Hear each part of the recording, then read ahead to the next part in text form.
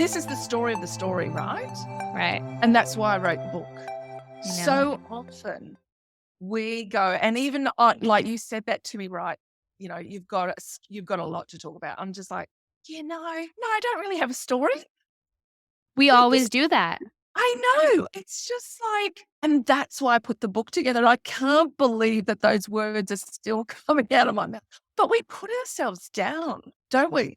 And we're always comparing ourselves to some other story. Some other woman out there has done more than us, has been through more than us, has experienced more than us. So who am I to tell a story? I've got nothing to say. And that's the story behind the story that we tell ourselves. I So know. yeah, We all do it. We um, never think our story is big enough to tell, but there's someone that's going through today what we've already accomplished and conquered that they are dying to hear how we got through it. And it could be the littlest thing, you know? exactly. When I say my book's about that, it's actually a compilation book of 13 different stories. And not that I'd wanted to bang on about my book, but the thing is that you've just tapped into something that I'm so passionate about. And then here am I saying to you, I don't have a story. This is why. As women, we pull the shutters down, so to speak. All right. And you think about the year we've had and how many times we've pulled the shutters down, we've hidden away, or if we've gone out, we've put the mask on and everything's fine in our lives. Everything's good. I've got nothing to say. And yes, how are you today? I'm well. Thank you. Fantastic. See you later. And, we don't get into the nitty gritty. And so it leaves women, women who aren't necessarily naturally outgoing or naturally have conversations. It leaves them, not talking about their situation. It leaves them feeling alone and feeling like I'm the only one to ever have experienced this. And a big part of my story is that I've been divorced and been divorced several times. And so when people say about my story, it's just like, yeah, it's a common thing now, sadly, but it is a part of my journey. And it is something that I became a repeat offender at, actually. So I failed a lot in relationships. And I wouldn't say that I've made it, but my husband and I have just celebrated 5 years anniversary. And I mean, 2019, I was like, are we going to make it? And it's just, your story keeps unfolding. You keep writing the story, you keep growing it, and you keep developing. So that's what's been happening. I find, and mind you, I've been dating probably since my teens, but I find in every single relationship, whoever we're dating, they are our true mirror reflection of everything we need to work on It's in ourselves. It's it's painful. yeah. And that's what I came to realize as things, you have your honeymoon period or whatever happens, and then life happens again and again and again. And I thought there's a lesson to be learned here. There's something that regardless of past failures, there's something that I need to learn, and I'm here to learn it. And sometimes, we've got to actually look in the mirror and go, okay, it's me. I'm here. I've been here several times before. What is it?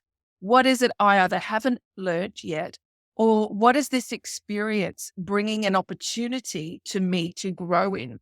And I know that that is something that, we have to do. You're saying about your relationships that you've been through, and I'm a little bit more mature perhaps in age. But when you start out, I can look back to my 20s and see the person that I was then and go, wow, I wouldn't survive 5 seconds now if I remained that same person. Tell me about some of your experiences. Talk to me about your first marriage. Start there. How old were Okay. you? Young? Yes, I was 18. Oh my God. I got married for all the wrong reasons. What are those wrong reasons? Well, I'm married to get away from my family, to be independent. I saw no other way around it, to be honest, whilst there was plenty of other ways to become who I needed to be. And my parents and my family, they weren't trying to stop me. It was my interpretation. I thought that that was my out. And I wanted to change my name. And the other thing was too, is I was raised, as many of us are in the world, raised that, back in my day, you didn't have more than one sexual partner. You saved yourself for marriage. So one, I didn't save myself. Two, I felt that this was the doorway out to freedom, but it was actually literally the opposite. So the very thing that I thought I was gaining by getting married at 18, I actually lost. And I lost myself. So 2 years into the marriage, I was 21, happy 21st to me, off leaving my first husband and realizing that I hadn't lived. I hadn't lived my life. I hadn't experienced, I had so many friends that were traveling, that were doing this, going out, having fun. And whilst that wasn't the way I was raised, that was the lifestyle that I was living, going out, partying and doing things, because I had quite a sheltered, safe, and a Christian upbringing. But I'd walked away from all of that, and it wasn't what I wanted at that time in my life. And so this getting married thing was my escape, but it wasn't an escape. It was a trap. Your So, family didn't try to stop you at all? of course they did. Like But what does a parent say? And I know as a parent now, you know, my boyfriend and I turned up, and we planned it. He had to have the ring and turned up, told my parents, and we'd been together 3 months, mind you. Okay, 3 months. But the engagement was for a year. So, we let a little bit of time, Right. a little bit of time lapsed. And my dad was like, well, what can I say? What can I do? You're doing this. So, as beautiful and generous and as giving as they are, they got on board because I wasn't giving them any other option. And what's interesting is, and this is something that I do actually admire about young women today, they're so much more in tune with things, is that by the time that we were about to get married, I knew I shouldn't have been getting married. In fact, I had a sister-in-law call me on both sides of our family, his sister-in-law, my sister-in-law. Are you sure? Is this what you really want? Yeah, because pride and ego and all of those things get in our way. Little did I know. So you knew that you shouldn't be in the marriage before you were even technically married, before you were even at the altar? Well, when I say I knew, there were the little red flags that we ignore in life, the things that, Always. and we just think, no, no, it's all good. It'll change when we get married. It'll be all fine. It'll be all good. And it won't really be like this later. Everything's going to be okay. Yeah. And really at that point, to be honest, there wasn't anything dramatic that had happened. It was just that, it was just a sense. It was just a knowing that this is probably not going to go well. Yeah. Did your partner feel the same? No, no, not at all. Not at all. No, yeah. He was not very happy the day that I rocked up with friends to load up. Yeah. And I can actually, picture yeah, this.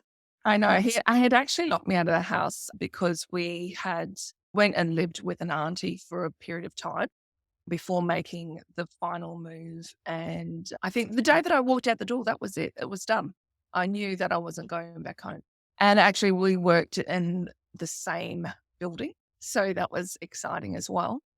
And he eventually got transferred because it was, yeah, that was interesting experience, like being stalked and just all the things that go on. And I guess, it's interesting to talk about this in so much detail because it's not something that I go into too much because I don't want to put another person down. Do you know what I mean?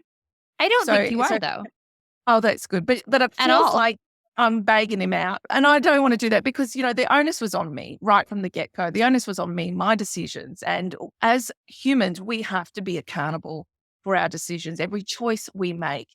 And this is a tip for our listeners, even like where you are right here, right now. is the sum total of all the choices that we actually make in life. And that's something that we live with and we walk through, but we don't need to go down the track of regret, because everything that happens in our life, the challenges and the things that I learned in that marriage, and I learned some things, but I wouldn't say I totally learned too much, because I pretty much have repeated it again, because there was no healing time. So, that marriage ended within a few months.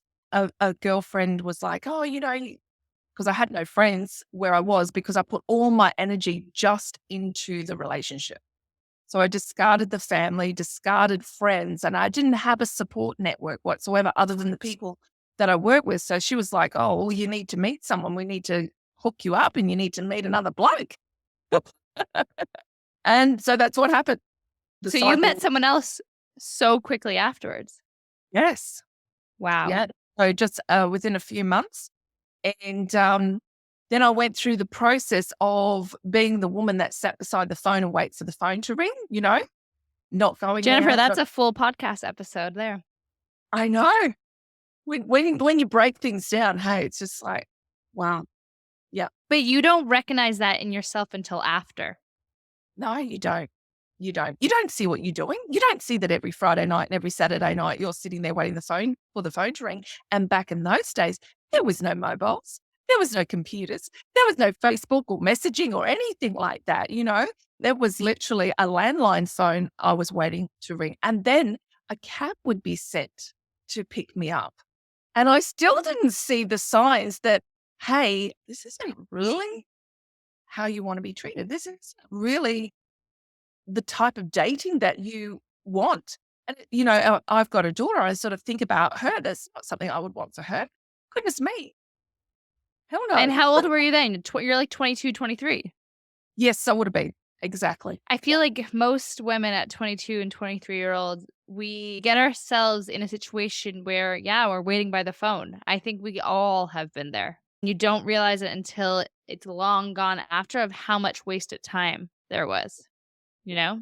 So why do we do that? See, when I look back on my life, I think, now, why did I do that? Now, I've been able to identify why now, because I just kept putting myself on the shelf, waiting for the next phone call, waiting for the next man, waiting for something else to happen, but not living my life. And it's interesting when you think about my catchphrase is live your best life. And I know everybody's heard it before, but it literally means getting off the shelf. Stop sitting by the phone, waiting every Friday night, every Saturday. Stop waiting. Live life. The person on the other side of said phone is not waiting around for us, are they? No, that's the thing. Exactly.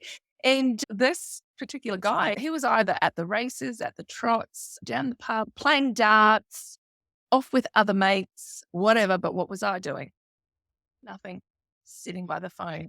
What were your girlfriends saying at the time, if you think back? Were they trying to get you out, or you were long gone? I was long gone, because, as I said, in that first relationship, I'd left my friends. I kept in loose contact with them, but, we weren't that open or transparent about this sort of stuff. We would make it sound like, yeah, we got it all together. Yeah, I got this boyfriend and we're going out, we're doing this. We don't talk about the hours that we spent sitting beside the phone and the phone didn't ring and going to bed upset, or watching some crazy movie that was on TV on a Friday night. And so I had isolated myself.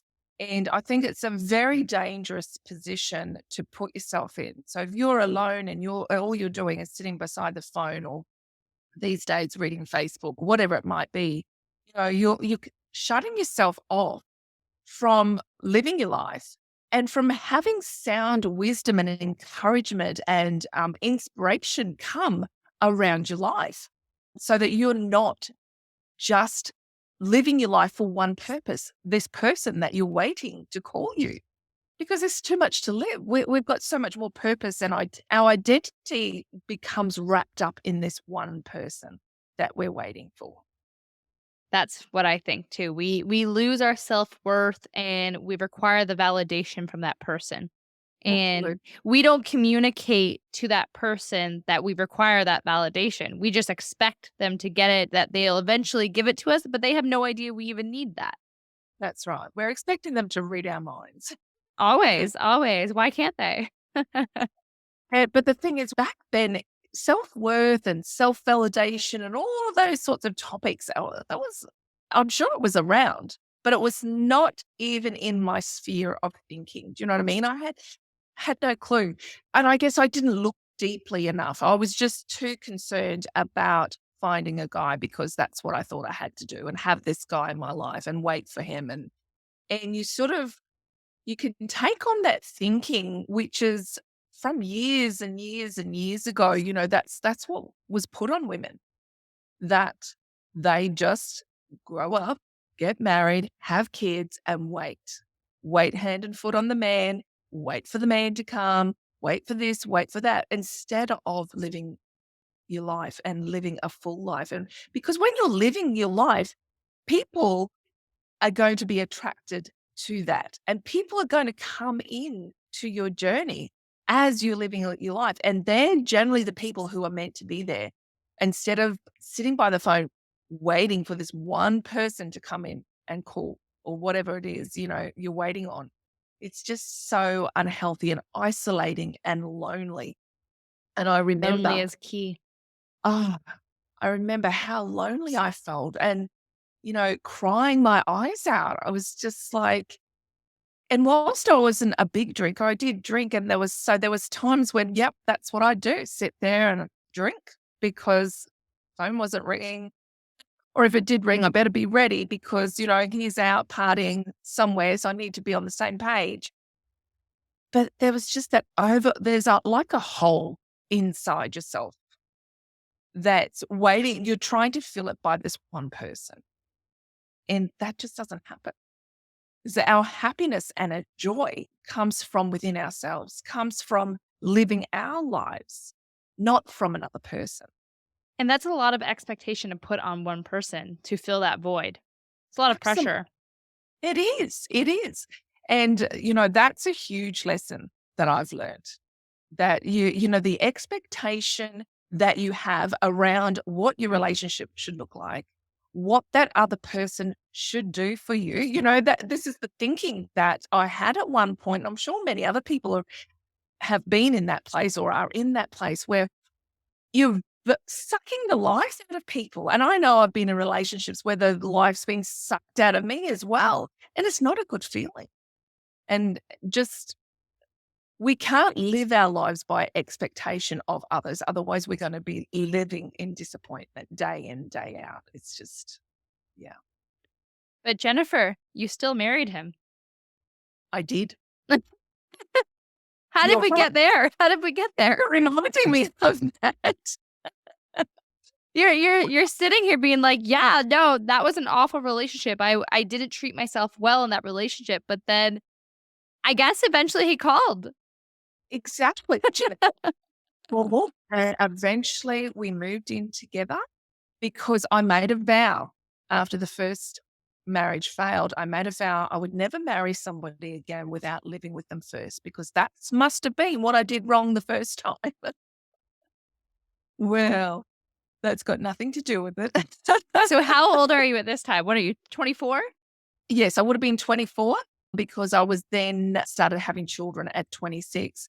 So married at 24, my family again devastated. My parents were actually living in Africa at the time. My mum flew out to the wedding with my youngest brother, and it was a joyous occasion, but I think there was a lot of trembling in background from family and friends and all the rest of it. And how's this one going to go? And even my boss said to me one day, she said, "What are you doing with that guy? He's not good enough for you, Jennifer." I Oh, was like, wow. When your she boss is does. saying I that? know, I know. And I was thinking, she doesn't know what she's talking about. She doesn't know. I've got my rose-colored glasses on. Shame they're not rose-colored, but you know what I mean? You get the picture. No, Rose I know what you colored. mean. And see, when you're in a relationship, And I don't call myself a relationship expert as such because yeah, I've experienced a lot of things. But the thing is, you go from topical friends to deeper, soulish, emotional, sexual relationship. And the strings and the ties just get deeper and deeper. And they can be called soul ties or sexual ties, and it starts in the soul, ends up in the sexual area generally. And so you're tied and you cannot see. That's why we have these rose colored glasses, because we're so intimately involved with this person that we make all the excuses in the world. We make excuses for them and we make excuses for us. And we stay in this excuse cycle, believing and thinking that it's going to be okay. And truly, we do believe that it's going to be okay, but we're not setting boundaries and we're not prioritizing ourselves, or maybe we don't have a vision for our lives or our future. And so we're just going from relationship to relationship. And, from the first marriage to the second marriage, do you think there was any growth or development that happened? Do you think I was healed from anything that happened in that Not a marriage? chance, not a chance. A chance. Absolutely not. And for me personally, I can describe that first marriage as a very controlling, domineering. At times, I was a bit afraid of different things that were happening. And because I'd never seen anything like that, my parents never showed conflict in the home at all. There would have been between them. They would have had their arguments just like any normal person. But I never saw it. I never knew what it was like to how do you resolve things? How do you walk through things? And all I knew was my father being loving towards my mother responding. And that wasn't my reality in the first marriage. And it wasn't my reality in the second marriage. So the thing was, yes, I married him. We were married 2 years. And I realized that again, what was I doing? Again, I was still sitting at home waiting for him to come home. He would go on holidays with family, friends, and there's nothing wrong with that. But did we go on a holiday? No. Did I go on a holiday with my friends? No. Whose fault was that? I have to take responsibility for allowing this situation to happen. And so 2 years in, I realized that potentially things were going quite haywire and or I wasn't going to stay there because I feel like I didn't have that stickable power, if you know what I mean. I don't know quite how to put it. I didn't have that resilience, nor did I put myself in a position to get counseling, to get therapy, to get help, to ask the questions. Whilst it would have all been around me, I didn't seek it. And I think at that point, I was still playing the victim role, that all of this stuff's happening to me and that none of it's my fault. And I haven't done anything wrong. And I'm the perfect person. And my husband would actually say, and you still think you are. But no, it's not true. I've grown and learned a lot of things. But the thing is, we can look at everything that's going on around us and focus in on the other person, what we're not getting from them, what they should or shouldn't be doing. Yet we as individuals, and I talk to women mostly, as women, we need to stand up. We need to identify what our needs, wants, and desires are, put them out there, set boundaries, and live our lives. So we came to that 2-year mark, and I decided the only way to keep the marriage was to have children. Oh, Jennifer.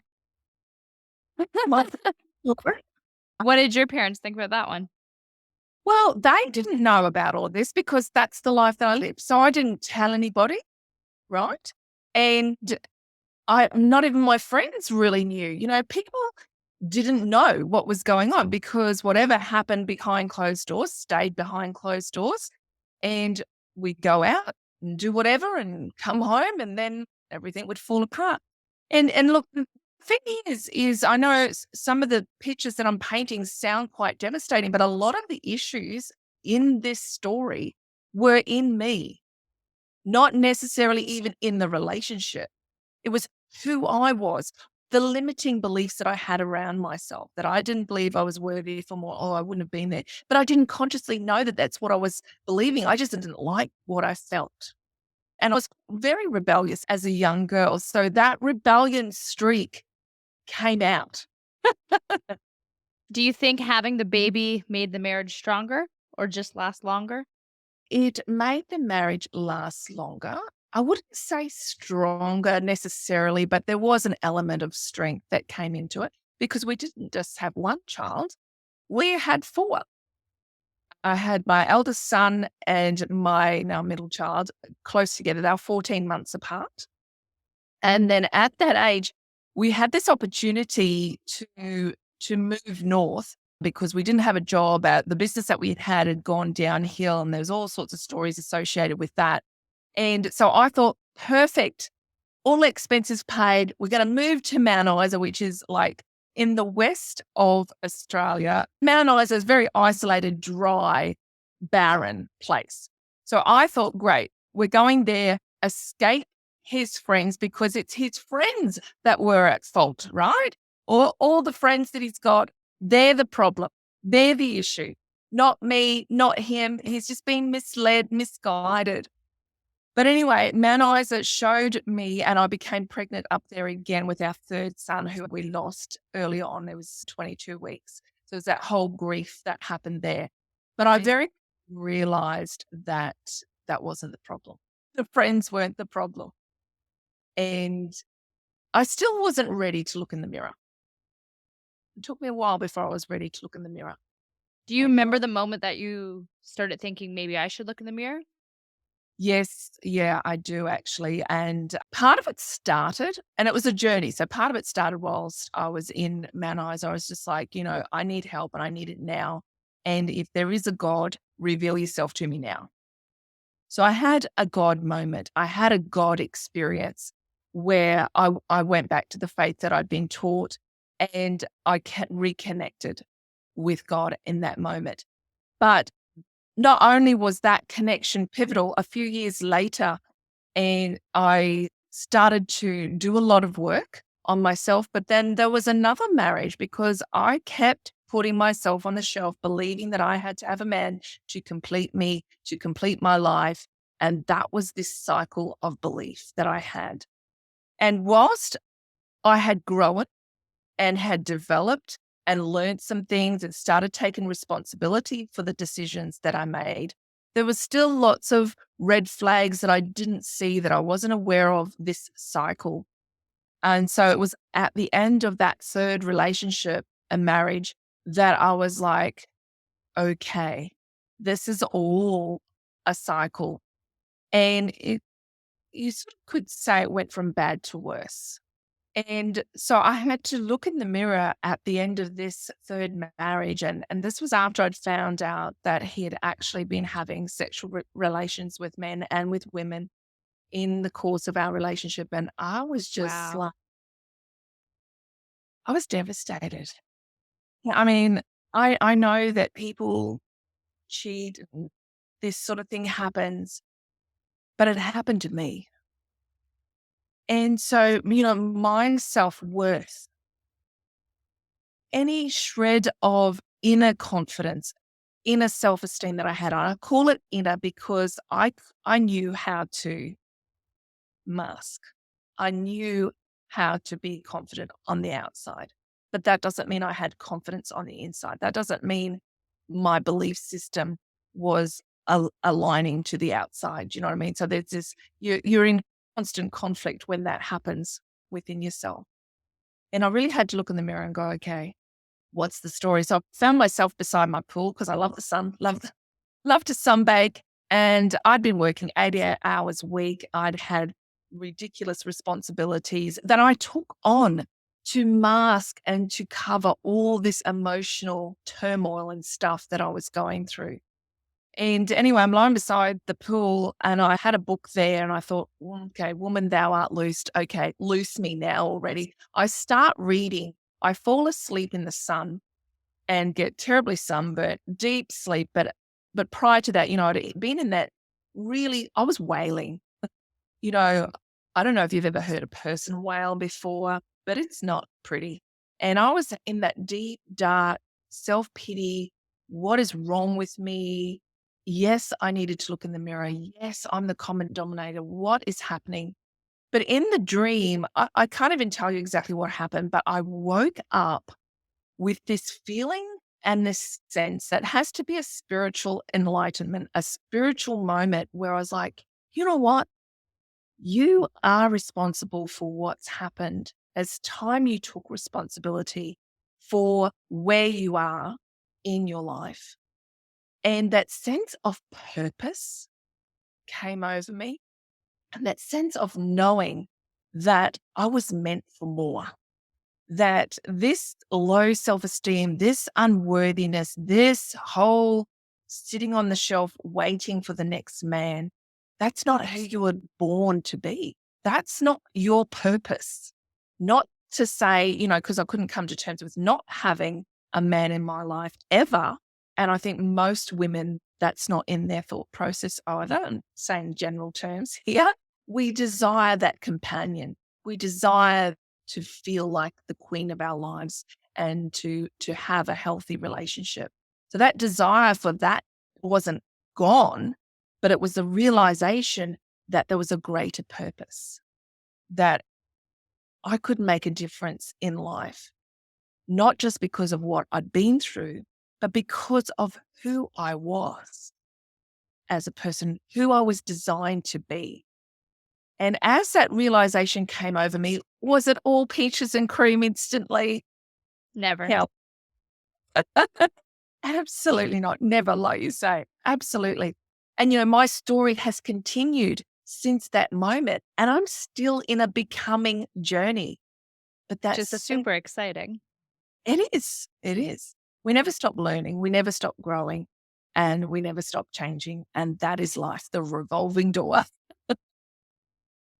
Out of everything that you've been through, so you've been through 3 divorces. Yes. You're in your 4th marriage right now. Out of the 3 divorces, what is the main takeaway you took from each one of them? I think the number one thing was that I had to take responsibility for my actions and my choices. And I needed to have and set clear boundaries for myself and keep those boundaries. And that is one thing to have a boundary. It's another thing to keep your boundary. And it's not about a boundary against a person. It's what you choose to allow in and what you choose to give out to keep yourself. Right. And your 3rd marriage, the one where he was, cheating on you, how did you find out, if you don't mind me asking? I actually had a dream. I started having dreams about certain obscure promiscuity. And I thought, what is wrong with me? Where are these? That was sexual dreams. Where are these dreams coming from?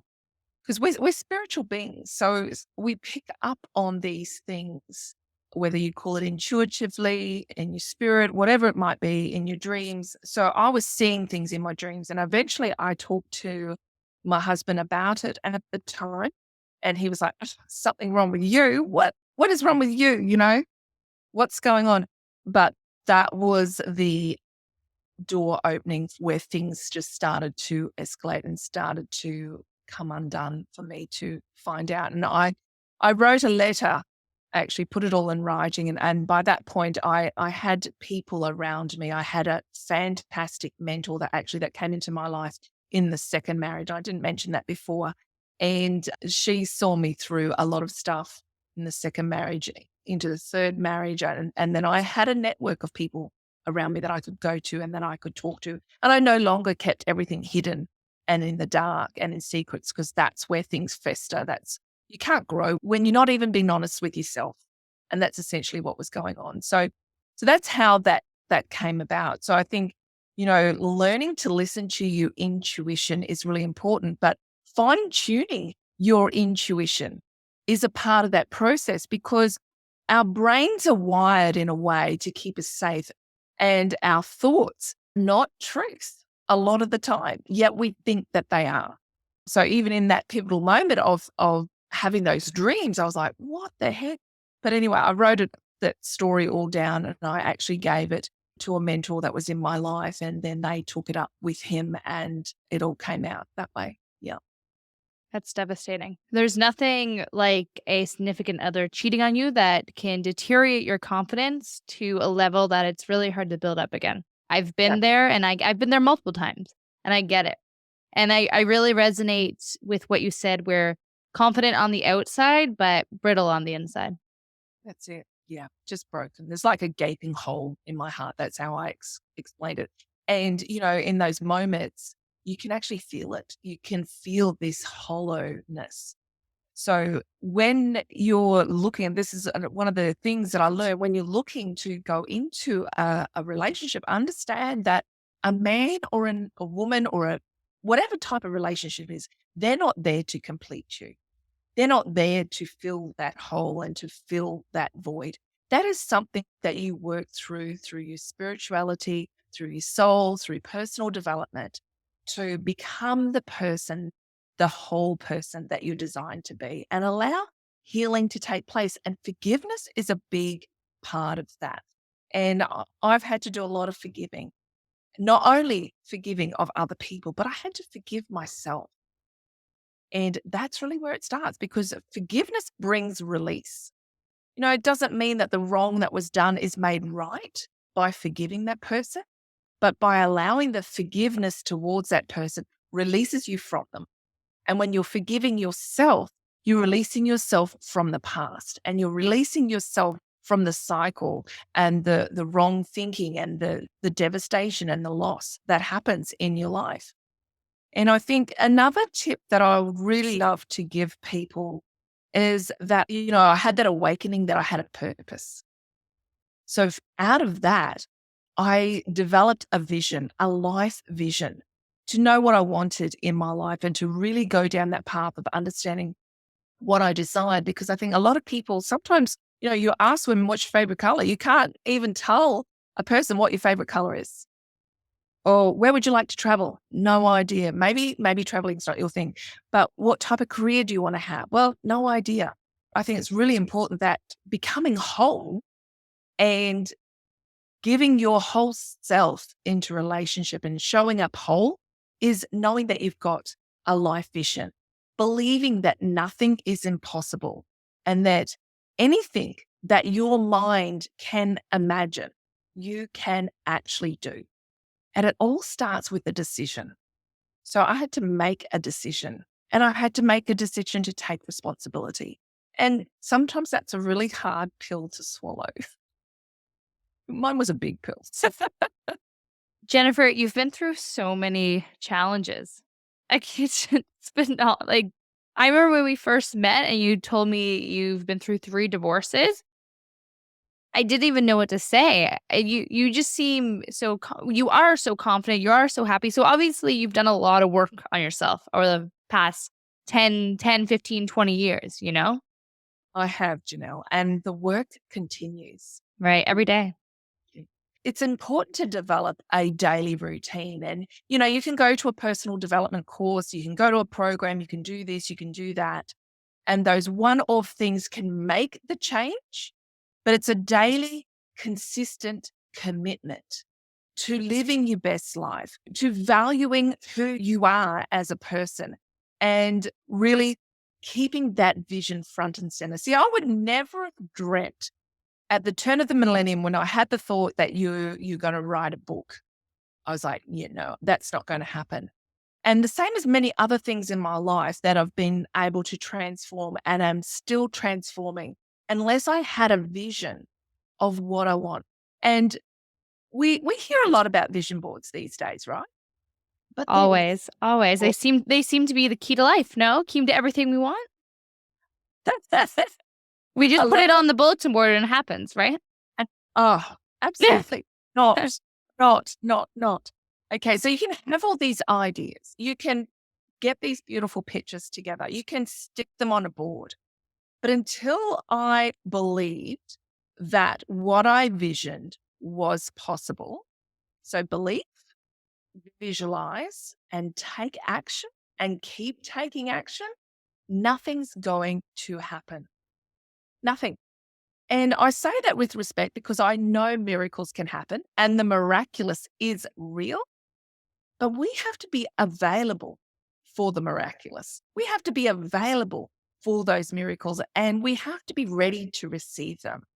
And if you haven't, first of all, I know a lot of people talk about not having a plan and I'm just going to live day to day and we'll just see what happens. And I'm just going to go with the flow. Okay, that all sounds good, but there's somebody creating the flow for you. And I don't know about you, but I want to be a part of creating the flow for my life. We don't have complete control over everything, and we have to be flexible. And when you vision your life and that anything is possible and truly believing that, you don't ever know the how you're going to get there, but you take one bite at a time and you look at that, what you've aiming for, what your desires are, and what is one thing, one choice today that I can make that's going to lead me to that ultimate vision. What's important to identify is your values. So if you don't know what your values are, how do you make decisions? How do we And figure out our values though? so there's a few different activities that I do. Here's a list of words. What words stand out to you? We start with 25, we bring it down to 15, we go to 10, we go to 5, and maybe you'll end up with 3. But the key is not just the words. The key is, what do these words look like as I'm living them? And that's where the visualization then comes in. That's where the picture of the things that you desire to do.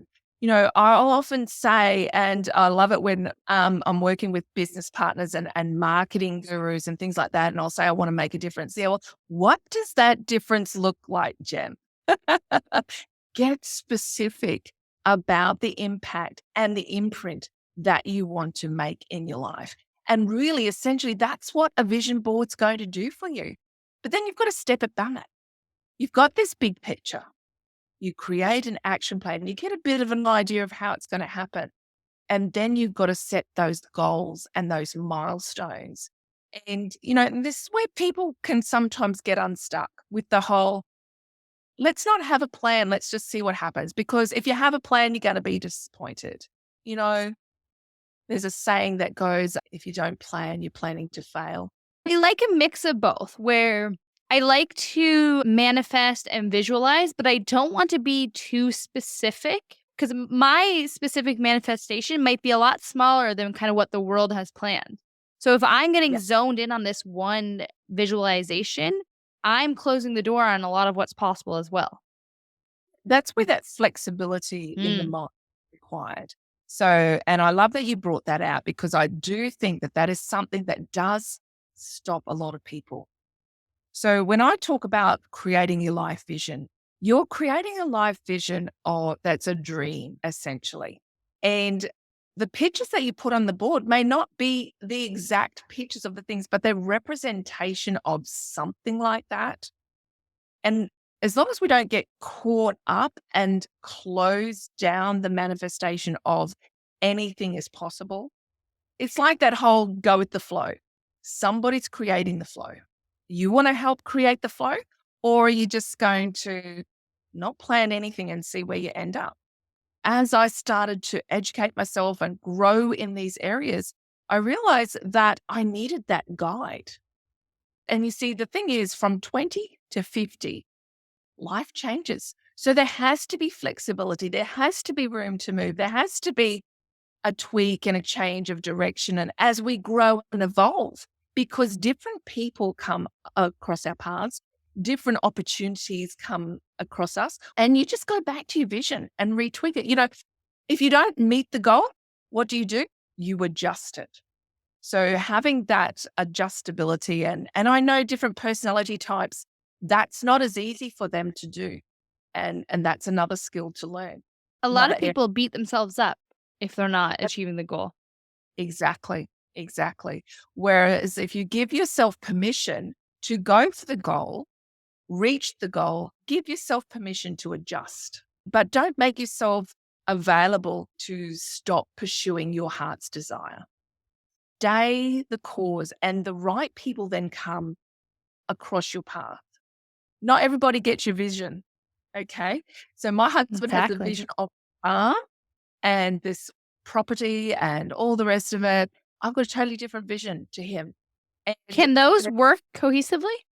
well, you've got to allow it to, right? So that's where in a relationship, respect comes in.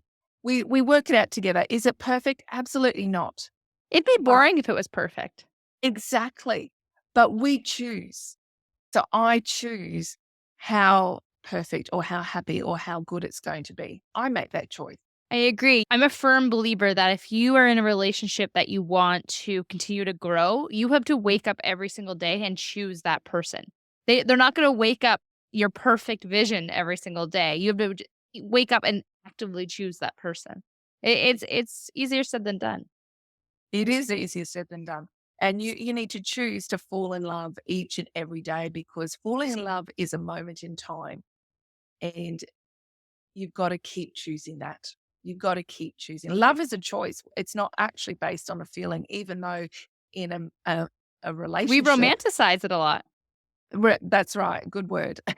Exactly. It's like that to start with, but Mm. you have to keep choosing that person and choosing to love that person on the good days and the bad days. I think that's where people falter a bit is some days they wake up and they think, I'm not so totally in love with you as I was last week. And they think something's wrong. Well, what would you say to people that go through those kind of ebbs and flows? I think it's important to understand that it's actually more about them than about the other person. And then it's really about exploring, well, what's going on in your life or what are the thoughts that you're having?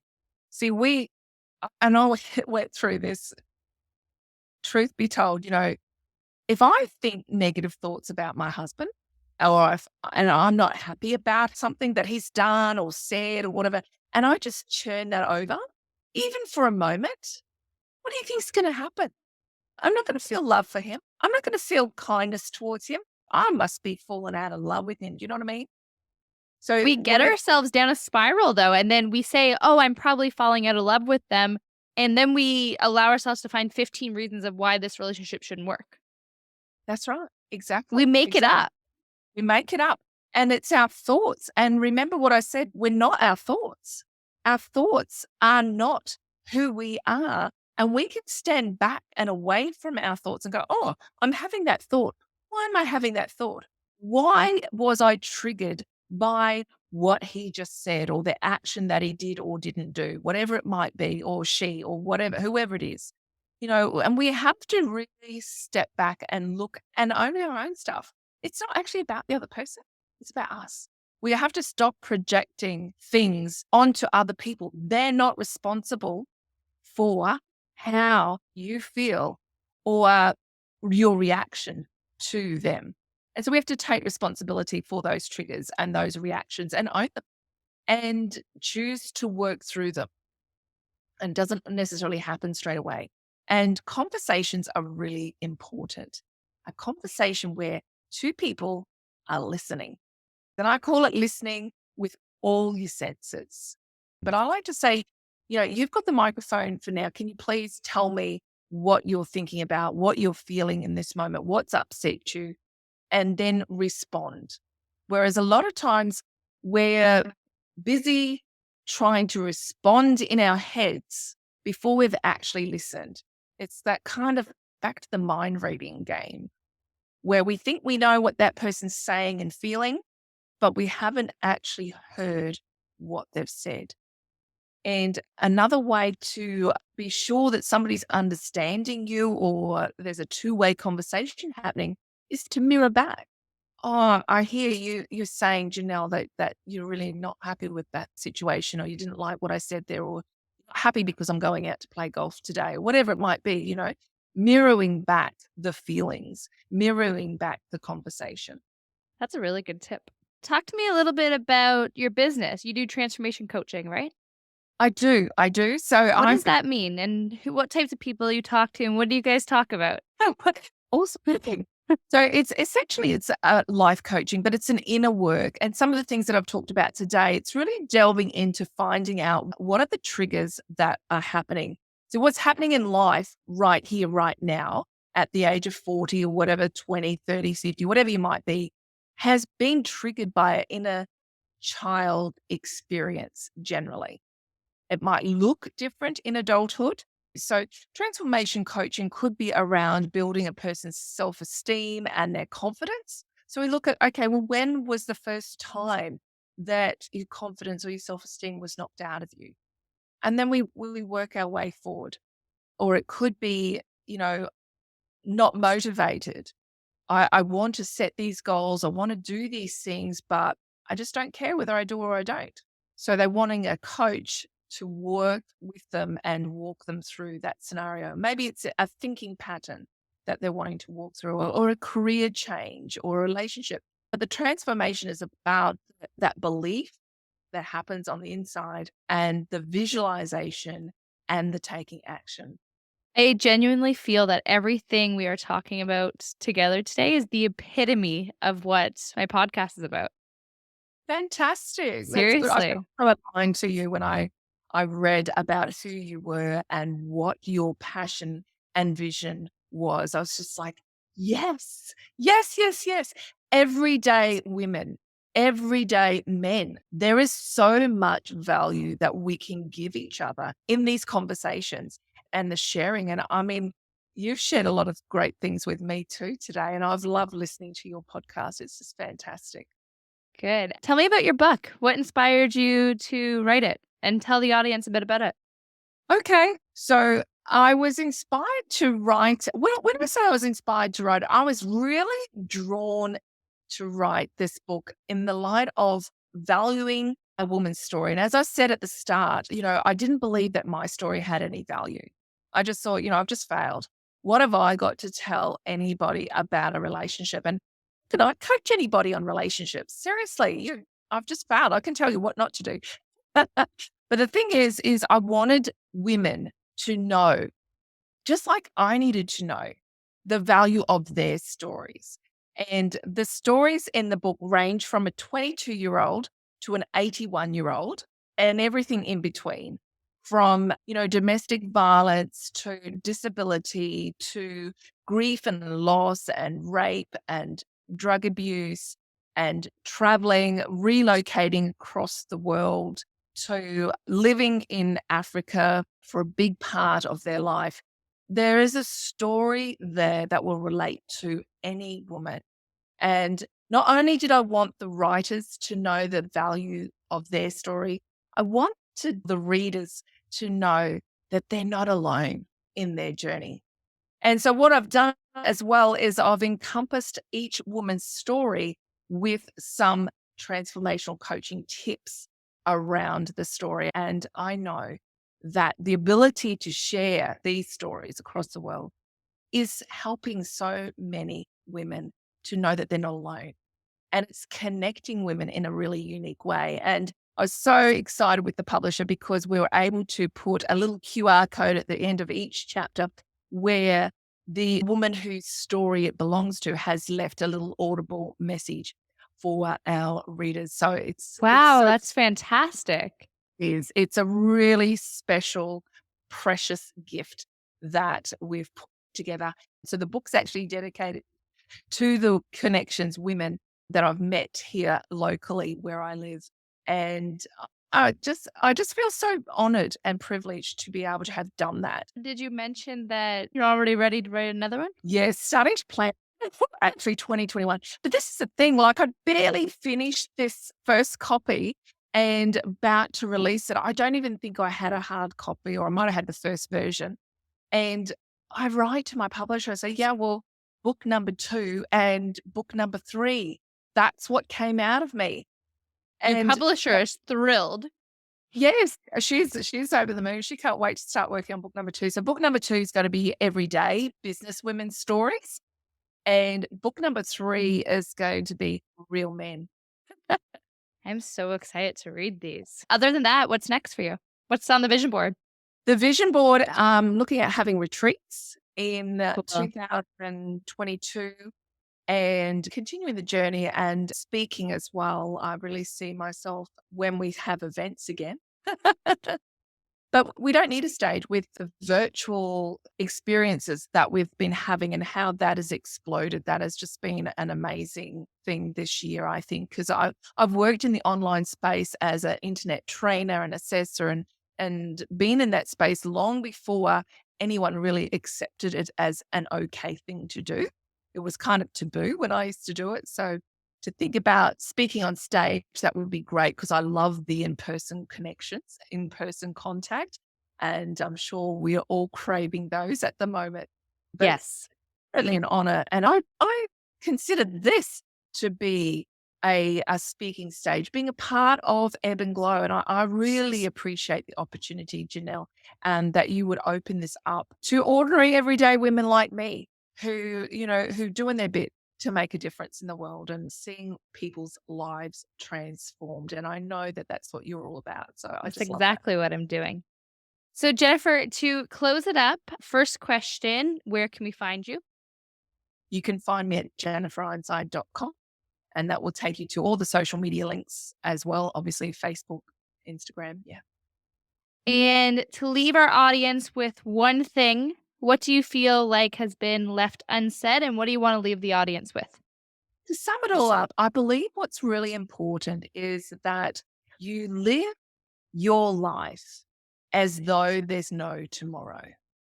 Take yourself off the shelf and live today. And, we've talked about the plans and the goal setting and all of that stuff, and all of that's futuristic, but live in the moment, live today and live your best life. And if you don't know what that looks like, then definitely talk to me because I love to help people find out what that is for them. If you can do it, your dream is not big. So, so, so true.